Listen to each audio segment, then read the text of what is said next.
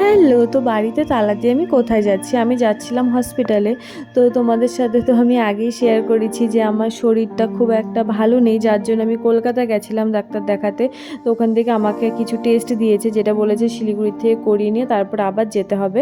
তো এখান থেকে যিনি আমাকে রেফার করেছিলেন কলকাতাতে, ওনাকে দেখানোর পর উনি বললেন আবার কলকাতা যাবে, আবার হয়তো কোনো টেস্ট করাতে দেবে, আবার শিলিগুড়ি আসতে বলবে। তো বারবার তো যাওয়া আসা পসিবল নয়, তাহলে তোমরা এবার গুয়াহাটি চলে যাও, ওখানে গেলে যা যা টেস্ট যা যা করা সব ওখান থেকেই করিয়ে দেবে।